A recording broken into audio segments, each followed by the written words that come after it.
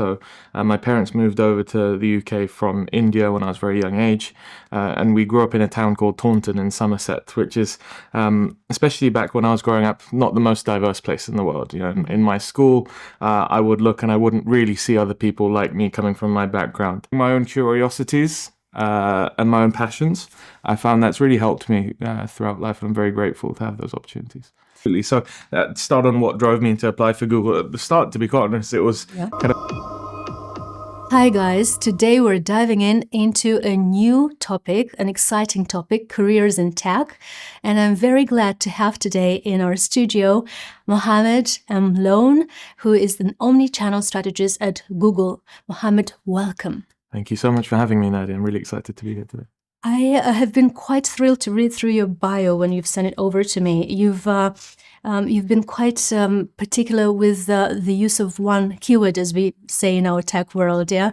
And that is the word of belonging. You're coming from a first generation of immigrant family, and you've been persistently growing up with the term of belonging, which is something that has helped you instill this term within your career, your professional life, your schooling as well. And then when you've come along, you figured that the inclusivity topic is something that you would want to pursue throughout your life journey. Please, can you let me know why is that? How have you come about with that first? And then we'll dive into our traditional question, which is 3 main keywords that would describe you best. Fantastic. Thank you, Nadia. So inclusion and belonging has been such an important part to me really since I was a child. So my parents moved over to the UK from India when I was a very young age, and we grew up in a town called Taunton in Somerset, which is, especially back when I was growing up, not the most diverse place in the world. You know, in my school, I would look and I wouldn't really see other people like me coming from my background.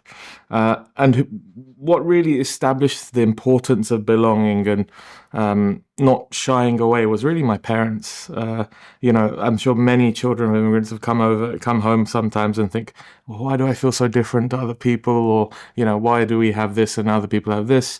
And I think my parents, for me, really were the ones who instilled in me a sense that you shouldn't be ashamed, or you shouldn't feel that, you know, you're different in a bad way, and actually appreciate that diversity and inclusion, you know, it brings color, it brings nice things to the community that we live in. Absolutely. And thank you so much for sharing this. I appreciate that when we started a little bit behind the scenes, our discussion, we thought that it would be good to reiterate a little bit of an accent into those 3 words that would describe you best. Can you please let me know what these are and why is that your choice? Absolutely. I think the 3 key words for me really are, I'm driven, I feel. I like to be real. Yeah. And I like to also be decisive in what I do. And to give you a bit of color into that, so please.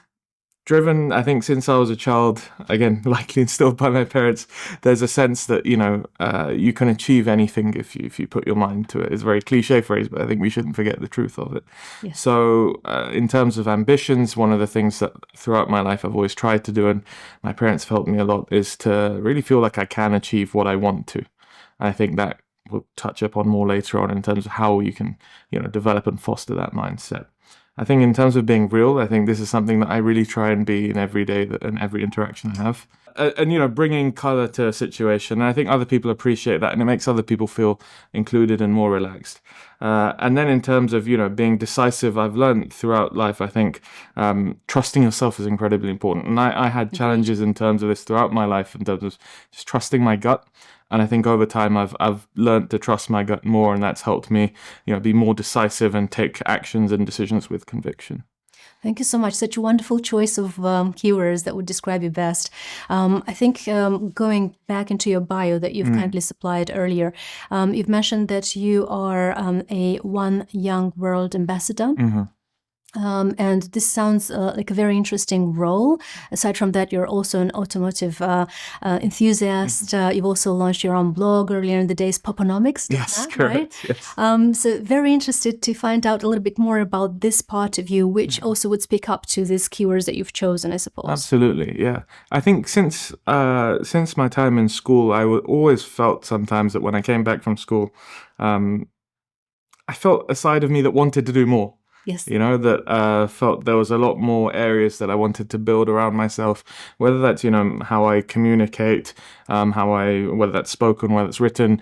I want to expand my knowledge and, meet new people. And that's where some of these projects have come about. So @𝗁�young_world, for example, I was very fortunate to be sponsored by my university, the University of Bath, to go to the Nice. @𝗁�young_world Summit back then in Canada. And it's essentially a global summit of young change makers, so to speak. That's the phrase that they use to discuss, the top issues that the world faces. So when it comes to things like, United Nations Sustainable Development Goals, the environment, how to do responsible business, all of these hot topics. And from that, me and my friend, we were inspired to actually start a local version of that in our university. So things like that, things like my blog that I started, I found that, pursuing my own curiosities and my own passions, I found that's really helped me throughout life, and I'm very grateful to have those opportunities. That sounds like a very good answer for another question that I prepared later in our conversation. Thank you so much for touch basing on that. But you've mentioned the early age development here in terms of what has helped develop your curiosity back in the days. And this is something that I've got a dedicated question for, if I may. So let's talk a little bit about that. Who did you find out as being your role models earlier in the days? Who have helped instill your values at the time, the things that you believe in most? Because I appreciate that the values that we carry along and the beliefs that we carry along are the ones that are helping, other companies that would then hire us later in the day to then, see if there is some form of a synergy between the values that they carry and then values that we carry along. So what has shaped up your values in the early ages? Absolutely. Just to reiterate, I suppose, part of my previous answer, I think my parents have been a massive role model in that sense, giving me that feeling that I can achieve what I want, but just to really, put my all behind it. Yeah. Outside of them as well, I think there have been a number of people who I look up to when it comes to, the world of business, the world of social media nowadays as well. I think social media is a really interesting one because I started a YouTube channel when I was a teenager. And back then, I think, that was when, I suppose creators started building a living from YouTube.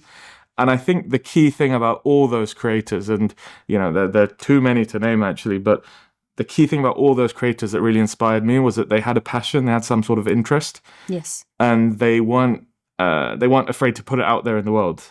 So for me, for example, one thing is I really love fountain pens. It's a very niche interest, sure, but I love fountain pens. And, there are people out there who make fountain pen reviews and whatnot. And obviously it's not going to have millions of people watching, but these people have an interest and they share it with others. And people have built businesses and, livelihoods out of that. And I think that's really inspired me to follow what I'm interested in. I quite like this topic that you've just touched based on, the idea of exploring the niches, right? Because ultimately when you find something that is pretty much attaching to your values, to your, beliefs, sense of beliefs, then you can develop yourself in that niche. You can associate that niche to what you think is more important Absolutely. to yourself.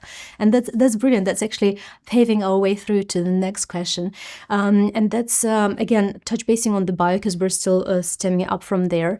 You've mentioned in there that in spite of an initially seemingly hopeless application that you had to apply for, you still ended up working for a tech giant like Google. How did that come about? Why would you qualify that as being hopeless initially? And what has driven yourself to apply to Google? Because it's a two-way stream too. Yeah, absolutely. So start on what drove me to apply for Google. At the start, to be quite honest, it was kind of my amazement with what we all see in the media, right? About, the cool offices, the free food, all these things, right? And that meaning has definitely evolved, and I'm sure we'll touch upon that later on. Reason why it was seemingly hopeless at the start, to give you some context, I first applied for Google during my university days as for one of their internships. And I applied in about November, and I didn't hear anything for about 3, 4, 5 months. And when I did, it was that I'd been rejected. So that personally, that knocked me back a little bit, not to get an interview. And from then, basically, I'd almost kind of thought, okay, if they're not taking me for an internship, maybe it's worth pursuing something else. But that summer, because that's the year before we start looking for the graduate jobs and whatnot, I had a very honest discussion with my parents and my brothers about what it is that I wanted to do. And within that was really where they emphasized to me not to give up. And the thing that they said to me that really stuck with me from then, it sticks with me every day till today, is don't not do something, or don't do something that your future self will think, oh, I should have done that, or I could have done X, Y, Z. I like that. Do them. Thank you. Do them, and then see what the results are. Again, you won't have things that your future self will regret. So that really, for me, was the impetus to get back in the game, so to speak, and apply again. And by that time as well, I'd learned more about the company, more about the actual roles beyond just what we hear in the news and whatnot. And what the next step I took was I applied for an Insight Day in Dublin. It was a computer science Insight Day, and I got rejected in about 1 day that time because I studied economics. I barely knew how to turn on my computer, and it just wasn't the right thing for me. But, and this is where I owe someone in the recruitment team a lot, my CV was actually passed from that computer science team to the sales team, where they saw maybe my skills matched more. And from there, they invited me for an interview for a full-time role. And I think to myself back then, again, I could have just thought, oh no, there's nothing for me here, I'm not going to. But through that circumstance, I found a way in. And I think that was really a real like embodiment of my parents' advice in terms of not doing everything you can really, and not regretting not doing anything later on. Thank you so much for the answer, such a detailed and very profound answer. I find this analogy to look up to your future self being quite a strong one, because we often take a look at some role models, let's say, or other than our parents, who are, I personally also feel that these are not only role models, these are also our guides, as in your case, right? So aside from that, having this image of the future self is quite powerful because you don't compare yourself to anyone else but yourself, right? And that's powerful.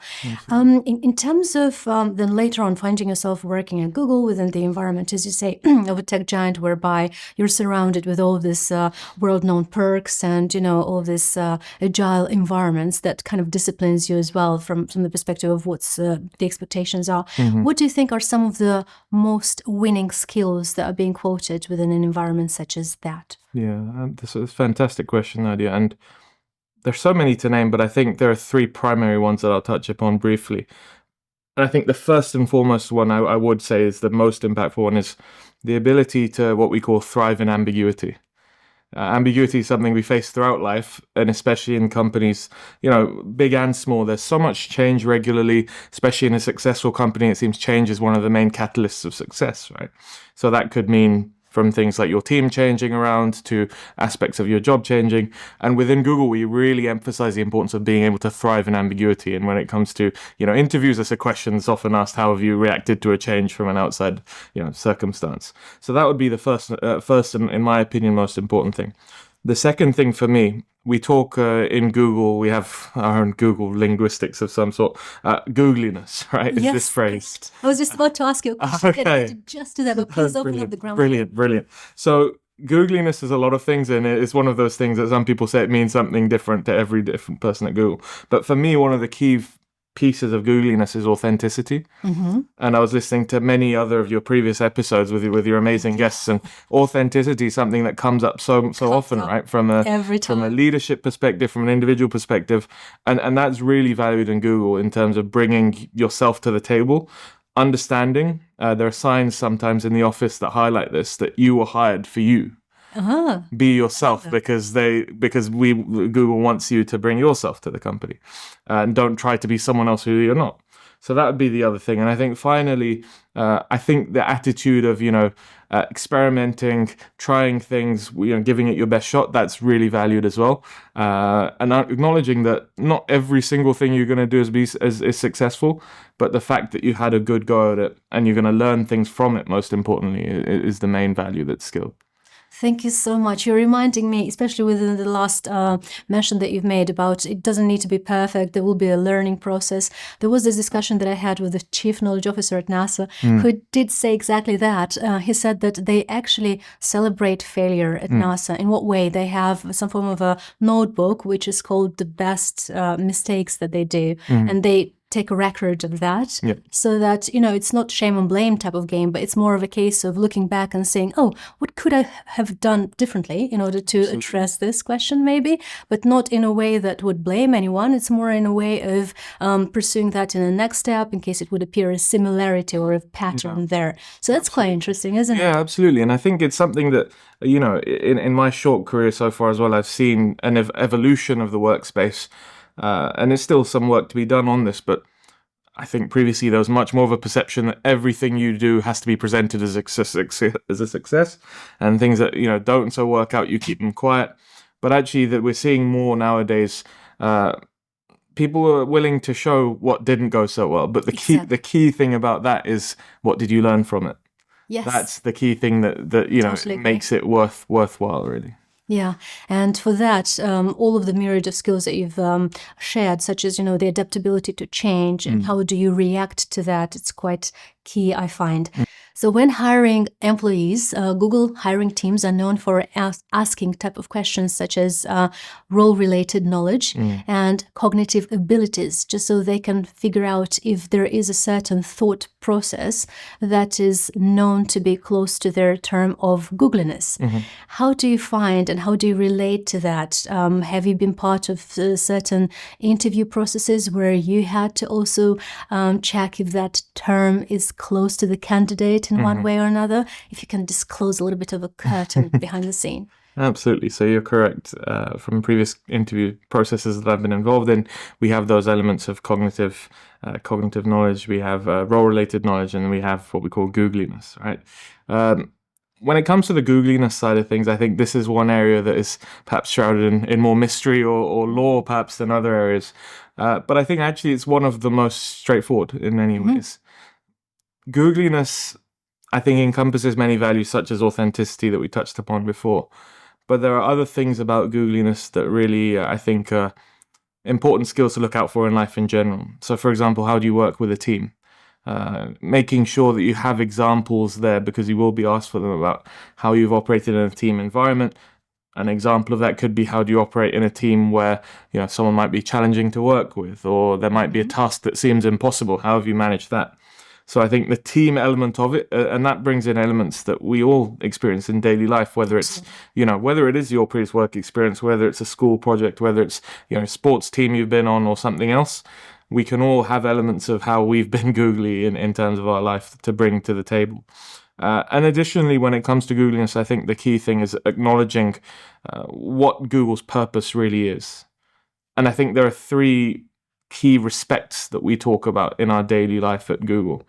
It's respect for the user, respect for the opportunity, and respect for each other. And I think those key things guide everything that we do.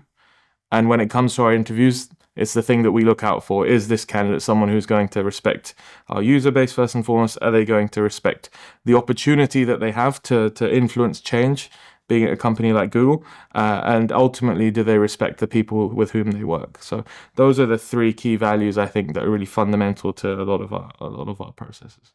Fantastic answer. Thank you so much, Mo. Mo, let's talk a little bit about what's important to you now. When describing the term of success, how would you find it within your life before Google and then after? Yeah, fantastic question. And actually, it's given me a lot of food for thought even today, on the way here, thinking about this.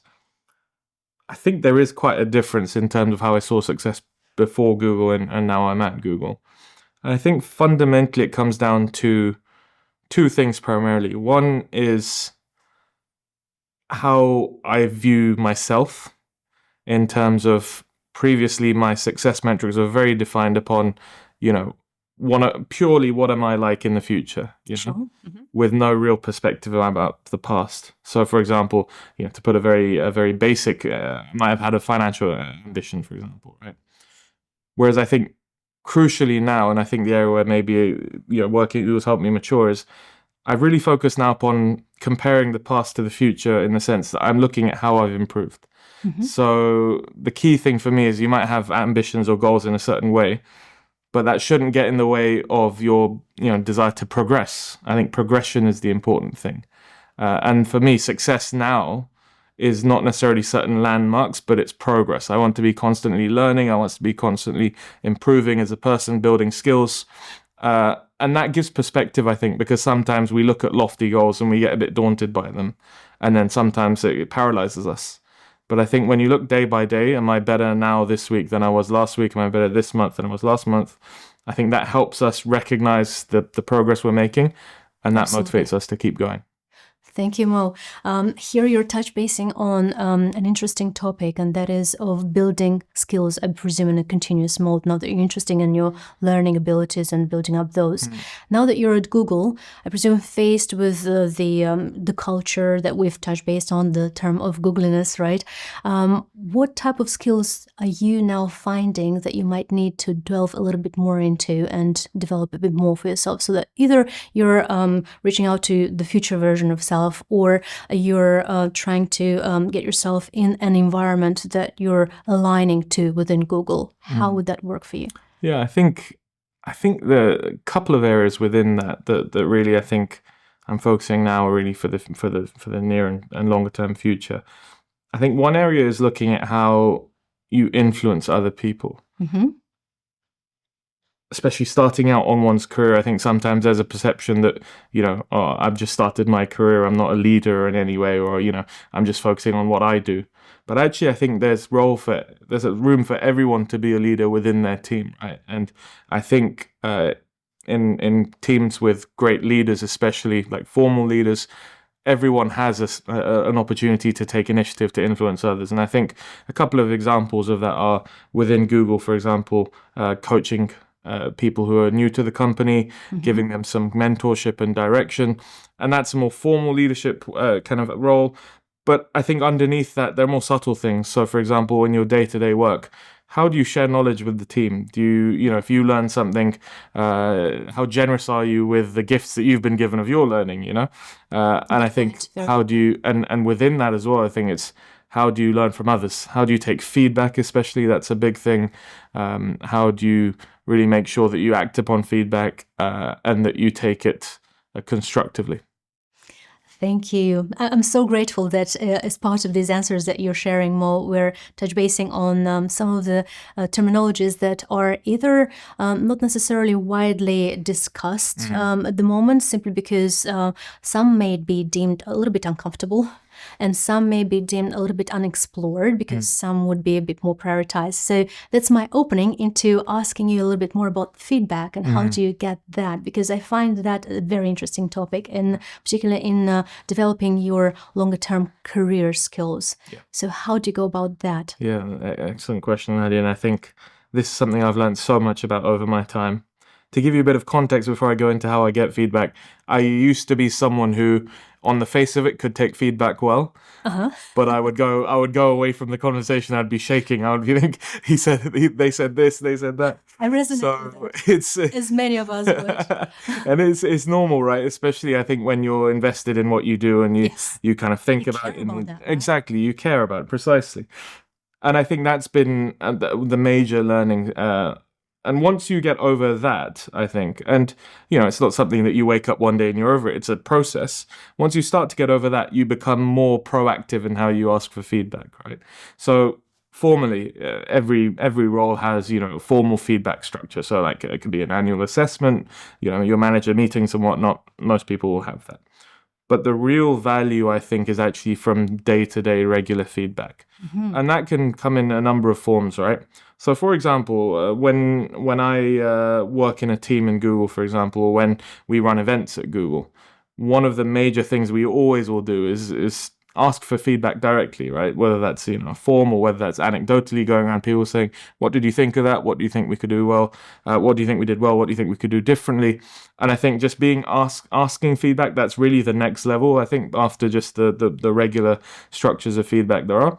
And then beyond that as well, I think is actually being open to give feedback to yourself in a way. And what I mean by that, and I'll give an example, there's a communication coach who I follow called 𝗁𝗶𝗶𝗃𝗲. And I really look up to him because he's an amazing, engaging orator, and I think he's just got such fantastic stage presence. And please share some. Absolutely, yeah. We'll put it under the description. One of the things that he advises everyone to do who want to improve their communication is evaluate themselves. And in many ways, sometimes this is actually harder than asking for other people for evaluation, because you have to be honest with yourself. And an example he gives is that if you're talking on stage and you want to become better at giving a talk, record yourself with video on stage and then go through a couple of stages of that. So for example, firstly, watch yourself with the audio off and see how you move around the stage. How do you do, hand movements? How do you look at the audience? And then go watch it, listen to it only without watching it, and so on and so forth, right?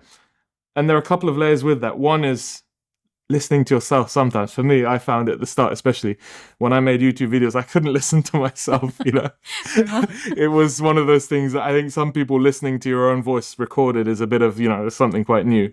But beyond that as well, actually taking time to think, actually give yourself credit about certain things. Yeah, I did that quite well.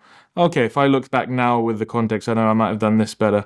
I think just being honest with yourself is really the key thing about feedback. So we have structured feedback that typically everyone will get, but I think moving towards being proactive day to day and ultimately trusting yourself to give feedback is really the key next level. Thank you, Mo. Such a deep thinking around some of the approaches that you can use when it comes to either assessing yourself or receiving feedback from others. For that, I gather you have to be mature in that thinking, right? And it sounds like you're working a lot in that direction, since you're consulting also, the communication coaches, and it all builds up ultimately. And I think we've given quite a lot of details so far in terms of the winning skill set, right? I'd be very keen now to look a little bit on the flip side of that coin and check out some of the other skill set that are considered either being at the interview process or later on whilst working in a given environment as not so rewarding skills, or let's say unsuccessful skills that make you not shine out as the best version of yourself and rather, draw you backwards a little bit. Would you see or notice, not necessarily part of yourself, but part of, the interactions that you've been exposed to, a bit more amalgamated view on what type of skill set do you think you would put forward as part of these? It's an excellent question. And I think the two primary ones that come to my mind really around emotional intelligence, first and foremost. And then secondly, around, how you communicate. And I'll give you a couple of examples to illustrate that. I think within emotional intelligence, it incorporates so many different things, right? One of the major things, again, one of the keywords that I've heard throughout many of your episodes is empathy, right? Yes. Understanding from someone else's shoes what position they're in and acting accordingly. But I think it goes broader than that as well. So talking about feedback, for example, there are different ways of giving feedback. And I think how I distinguish perhaps people who are giving more successful, in my opinion, in giving feedback versus those who I think could be improved, is how they use their emotional intelligence, right? How they assess that every single person requires a different style of communication, different way of giving feedback, and actually acting upon that. And I think that's one thing I've seen that really sets apart great leaders and great individuals in a company as well. And then when it comes to communication, this is something that I'm particularly passionate about. And I've because I've worked a lot to improve it myself, and I continue to do so. I think everyone has such potential to be amazing at communication, right?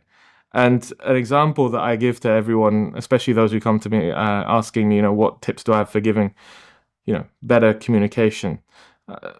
When we're with people we love, when we're with our family, when we're with our friends, everyone is an amazing communicator, right? Everyone uses the diversity of their voice. They are active. They use, they excitement. Exactly, they're natural, precisely. And I think there's a lot of room, and this is from my own learning of trying to do this myself, to bring more of that into, your professional atmosphere as well, and specifically, trying to bring more of yourself and authentic self when you communicate in your speech, in your actions, in how you, even when you're on stage, for example, how you move about. Again, this Vin Yang, who I'm mentioning a lot here, he says that everyone's voice is an instrument, right? It's like a musical instrument. And when you play a musical instrument, when you play multiple notes, it's more memorable, it's more engaging. So I feel like communication is another area where that sets apart, really amazing people that I've seen and learned from.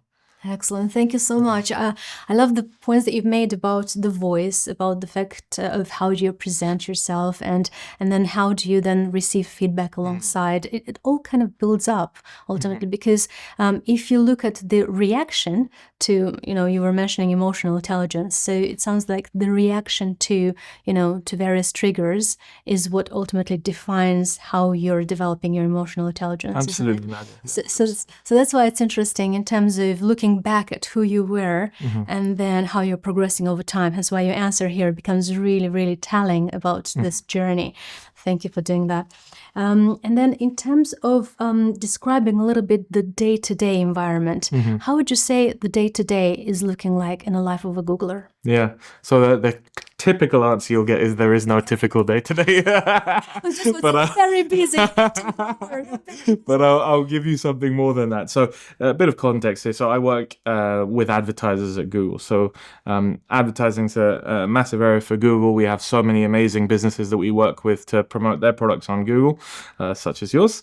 And one of my key day-to-day role is really being their point of contact and helping them get the most out of their investment with Google. So as a result, consequently, most of my time that I spend is with my customers, with advertisers. And I love spending that time because you work with different businesses, you get to know how different leaders make decisions, you get to know what's behind businesses that we know in real life. We see them in the streets, we see them online, but you understand how they decide, what they do. And that's really the majority of my time. In addition to that, there are internal projects as well. So when it comes to how we bring the best of Google to businesses, we work on certain initiatives, whether that's things like events, whether that's, resources and insights. We work on that internally as well. And then another part of my time is spent on, in terms of self-improvement. It's a journey that I'll always be on, but I'm quite enjoying being on that journey. So, making sure that I'm learning from the different people in the business from different areas. And that ranges from, registering onto courses to sometimes just seeing if there's someone who inspires me, just sending them a message saying, can we have a quick coffee, And I think when you feel comfortable to do that, and I think that's a big thing. Like it's not everyone immediately feels that. It takes you out of your comfort zone. Exactly right. And it still does to me in many ways. There's certainly a gain. Exactly. When you learn the benefit, and when you learn that people generally will be happy to give some of their time to you to learn from them, it becomes something that you just realize there's so much opportunity out there. Excellent. Yeah. And thank you so much for mentioning this, some of the actions that you would take to get yourself out of your comfort zone, learn something new, meet new people as well, which is golden piece. You wouldn't have necessarily obtained that if you didn't ask that question. Absolutely. Right? Absolutely. So for that, it's absolutely amazing that you have that, eternal strive. In terms of the self-development, I'll diverge a little bit from the set of beautiful questions that I've put together, but I would really love to understand from your perspective, what do you see as important as part of your learning process? What type of courses do you sign up to usually, or what type of books have amazed you lately? Could you give a few examples? Yeah, absolutely. So for me, I categorize them really into two pieces, right? One is, I think, in terms of professional specific skill based. So, for example, if there was a particular team that I wanted to work on that required certain skills, whether that's, certain software specific skills, there's the harder skills personally, that's one side of things. And then the other side, I think, is more applicable to really everyone, which is, the soft skills, right? So for me, for example, over the last few years, communication's been a big part of that, learning how to be a better speaker, whether that's on my meetings, whether that's in front of a crowd. And I think the soft skills is really, I think, the really interesting part, because the interesting spot is the key thing that I've learned from that is I just watch people, basically. I watch and I see what kind of person would I like to be in the shoes of? What kind of person inspires me? What kind of person, communicates in a way that I really admire? And then everyone, I think, does that. Everyone has in their mind maybe some people who inspire them, but going a step further and actually, maybe reaching out to them, or maybe looking if there's any resources, if they're a bit higher level, that they published online, and learning from that. So those are really, for me, like what self-development looks like. And that's, how I continue my journey. And that's all fueled really by me asking others for their feedback, and then also me looking at myself introspectively. Exactly. You're doing a little bit more of a external overview, not just looking internally into what, some of the motivators are, but something that will find you as the core of that cell, if you like, where you're interacting with other people. So Google is known for advising their partners, their advertisers, on creating the moment, on investing into creating that moment. Can you shed some light into some of your favorite moments, memories that you've experienced in Google and outside of Google? It's a fantastic question, Nadia. So for me, the moments that I really cherish at Google are when I meet people like you, when I work with people from other businesses who bring such unique perspectives and who I learn so much from, and equally, we have an exchange of knowledge and insight. Absolutely. So I'm very fortunate enough to be able to meet advertisers, to be able to, sometimes visit them or bring them into Google. And we have very honest meetings. There's always nice things in there, but sometimes there's challenges that they're working through. And we have a sense of honesty that, they give us their honest opinions, we give them our honest insights. And for me, that's really, every time I'm in a room with a client, I relish the moment, and I never leave the room without learning something new. And some of the highlights within that specifically are, customers who we've worked with who, they had a specific objective and they've achieved it. And not only have they achieved it, but it's had tangible impact for the people that we work with. So business goals are one thing. Obviously, they're very important. But for example, it's helped someone get a promotion in their team, or it's helped them hire some new people, or it's just helped them sleep at night. We know the world of marketing is such that it's very results driven, right? So those are really my favorite moments at work, and I could give many examples of that. In terms of outside of work, I think it's a fascinating one there. Primarily for me, the moments outside of work that I cherish most, looking back, are actually not the ones that I cherish in the moment. And what I mean by that, I'll give quite a stark example that stands out to me. I was once giving a presentation when I was 17 or so, just talking about my project to some You were some starting people. early. The room was people my age, so it wasn't here. But I was giving this presentation and I was so nervous. Before the thing, I was shaking. My shoes didn't fit for some reason as well. It was all a bit of a rush, right? And during my presentation, I made a little video highlighting my project or one. And the video froze. Oh. The video froze. Exactly, right? Exactly. Clearly, they must not have been using Google, YouTube, But the spot product placement.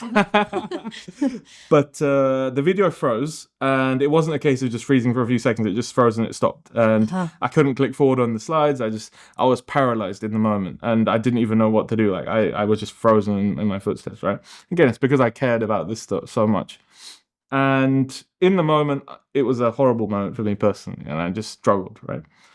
But when I looked into the crowd, I saw a couple of my mentors from, that project that I was working on, and just, their reassured looks. Very basic. They didn't even say anything. They barely even nodded, but just their look of, you've got this, that really lifted me up. And in the moment, we found a way to get through in the presentation. I continued it. And if you ask me on that day, is that one of the moments that you cherish the most? I would say, of course not. But looking back, the roller coaster that I went on, acknowledging how I could rise from a situation where I felt so low, it's really one of the moments I cherish, because whenever I'm in a situation that gets a bit tricky, it's the moment that I remember. And I think, okay, if I could get through that video freezing and me freezing as a result, I can get through this. That's an amazing example, Mo. Something that I presume would be very helpful to a lot of youngsters, a lot of, aspiring Googlers or aspiring tech people who might want to, get a bit more of a career in the tech space. Because even tech can get wrong, right? But it's not necessarily about that. It's about your reaction to some of the bigger changes that you've not prepared yourself for. So how do you navigate that? How do you keep yourself composed? Absolutely. To come up with a solution on the spot. Absolutely, yeah. It's not easy. Exactly, right? And perspective's really key for that. And to have perspective, I think you need to immerse yourself in things. You need to have experience, right? And Yep. the question, again, relating to that is always, a challenge that young people face often is role requires this much experience, but it's just impossible. Seemingly, it feels like to you that you have that experience. But I think for me, one of the learnings, because I went through similar challenges, and it's still something sadly that is common. One of the things I learned, and I advise people who I speak with, is say yes to things, like get involved in things, even if it might not seem immediately, fitting in with your longer term goals. Just get involved and give it a shot, and you learn things from the most unexpected places. Oh, thank you for this reassurance as well for people, not just the younger people, for I suppose anyone in any career stage that they are, right? You don't necessarily, as I'm gathering from your answer, you don't necessarily need to, check all of the boxes before you would dive into something that would be of importance to you. And if it is important and you care about it, then, give it a shot, just as you said, right? Absolutely. So, and that's talking about courage as well, right? Bravery. Yeah. Something that even my younger daughter, she's only 9, but she said, Mum, if you ask me what's important to me and what I'd like to develop, I'd love to be brave. That's what I'm about, That's so delightful. I'd like to get some more courage, I love that. That's fantastic. and realizing that at a younger age, I suppose it's quite priceless, because getting you out of the comfort zone is something that you're not necessarily being born with. Absolutely. Yeah. So on that note, there is something that I have prepared for us to go through, if that's okay. Let's do it. And this is a little bit more of a gaming moment, because I'm a big fan of the mock interview. Oh, yes. And I know that in my sharing of the questions ahead of the interview, I did mention a movie called The Circle, Yes. whereby the lead characters are Emma Watson, for one, who has been interviewed in her role when applying for the company called The Circle, which many see as analogous to Google, because it's very similar in the movie as per their campus, as per their agile culture and whatnot. So she went through at the very beginning of the movie through a set of flash questions that lasted no more than 2 minutes in total, but they were pretty intense. So are you ready? I think I am. I'm the first time I'm playing Emma Watson in a scenario, but I'll dive into it. I'll try. Playing the interviewer is not that difficult, to be fair. So I let a little bit of pressure, but I'm sure we'll dissect it. Fantastic. So drum roll, and the flash questions are: introspection or communication? Communication. Sushi or Soylent? Sushi. That was the easy one. GIF or GIF? GIF. Quality or convenience? Quality. Needs of society or needs of the individual? Needs of society. You are most passionate about?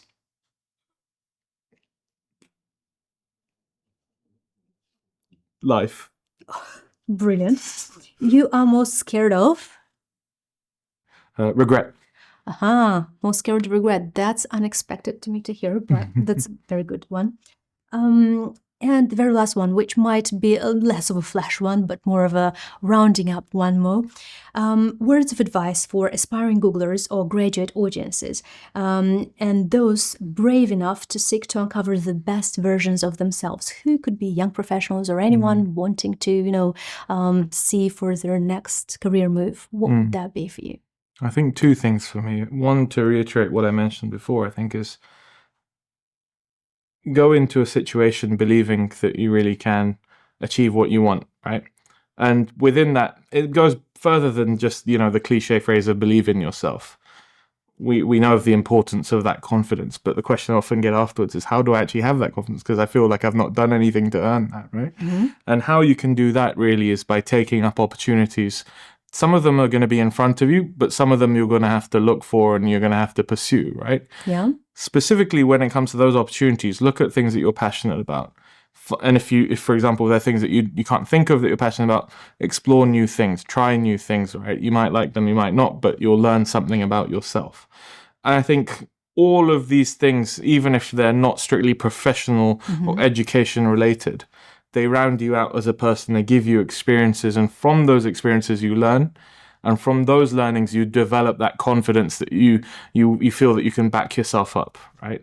So I think that's where, when I mention, the mindset of being driven and being able to go into a scenario believing that you'll come out the way that you want to, or that you'll learn from it, I think that's where, the fundamental is not just believing in yourself, but actually backing yourself with experience. And then the second thing I think is incredibly important is around preparation and, understanding what it is that you want to achieve in life. And I'll just close with this example that I learned from my previous manager and mentor, 𝗁𝗂𝗶𝘁𝘆. He mentioned to me, or he introduced this concept of ikigai to me, which is a Japanese concept. And what that entails in a nutshell is understanding 4 aspects about yourself, right? Or when it comes to careers specifically. What skills does the world need? Yeah. What skills do you love? What skills do you enjoy? Mm-hmm. Are you good at? Yep. And what skills can you ultimately get paid for? Right. And I think when I had that session with him, understanding that and mapping that out on a piece of paper, I think that really helped me understand where the direction that I want to go in life. And when I speak to people who may be interested in working in Google or interested in the career in the world of tech, understanding that sometimes is the most tricky part.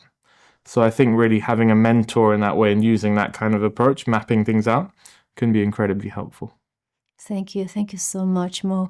I believe from the answers that you've just given, it would be applicable a terminology which I'm finding is very close to this type of mentality, the exploratory mentality. I refer to it as a seek and dig type of mentality.